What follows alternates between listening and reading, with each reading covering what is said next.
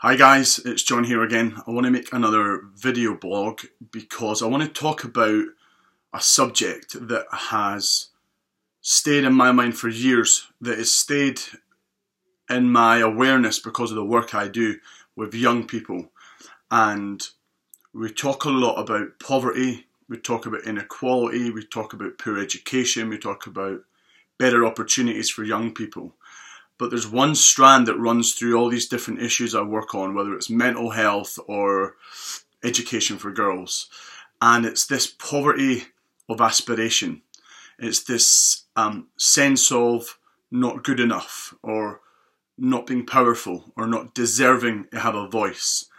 And this is something I've thought about a lot because I spent a lot of my life not feeling like I was good enough. I spent a lot of my life thinking I don't deserve a voice. Who am I to have a say? I'm just a working class kid from a council estate in Scotland. Life does me. I don't get to drive life. I don't get to have a say on politics or the economy or business or how school should be run. Or I take the service I'm given. I take the fate that my postcode destines upon me. And I see this in young people right now. If I go into schools, if I work with youth programs, what I see is young people like hidden inside like a flower closed up, but they don't realise they can blossom out and be amazing. They don't realise they're good enough. They don't realise their intelligence. They don't realise their inner beauty. They don't realise that they have agency, that you matter, that your opinion is important, that you have a human right to have a bloody say in this world. And so we all have a job as society, as adults, as activists, as campaigners, to make young people feel like they're good enough.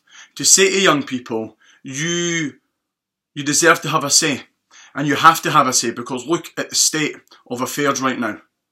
If you don't like who wins elections, you need to step up and have a voice.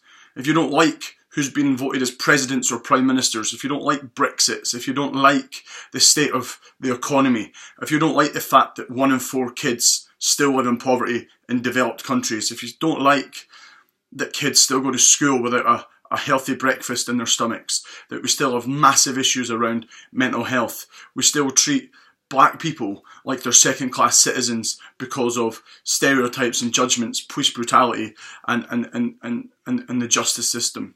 If we don't like the fact that we're still written off as scroungers and wasters and kind of thieves of taxation because we're on benefits, we have to stand up and say something about it. Empowerment has to be taken. It cannot be given. Don't wait to be given a voice. It will never happen. It suits too many people for those who've suffered inequality or disadvantage to sit quietly. That's what they want. You're letting the system win. So as we look at elections, as we look at everyday activism, everyday change in society, we need to step up and have a voice. You need to realise it doesn't matter how unintelligent you think you are. It doesn't matter how unprivileged you feel, how poor your bank balance tells you are, how troubled your family is, or how horrible is it the community or house that you live in. Don't let your negatives or your challenges define you. Let them motivate you. Because just because every day's been dark doesn't mean the future can't be bright. And the only way you can guarantee a different tomorrow is if you go out there and make it. We have to make it happen. And young people especially have to stand up and be heard. Young people growing up in the most challenging circumstances have to be heard, because the world owes us nothing, but we have a lot that we can give to the world.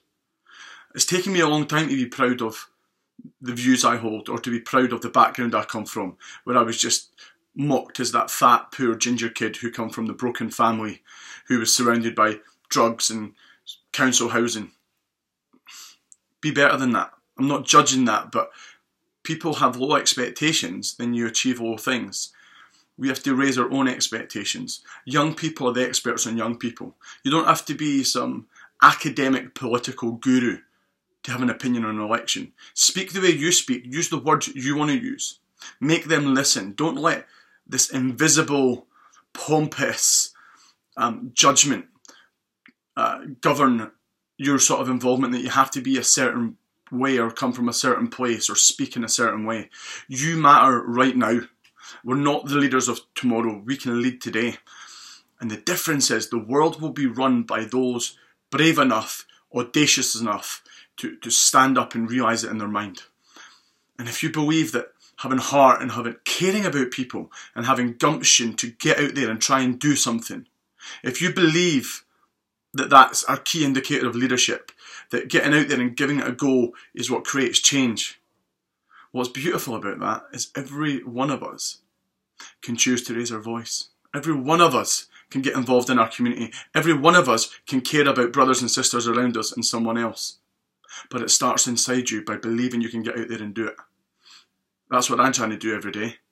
Why can't we all do that? You bloody matter, and you're probably a lot smarter, and you've got a valid contribution to make because we're all powerful and we all have agency. So don't sit back and hide your opinion from anyone else because you matter. Thanks for listening.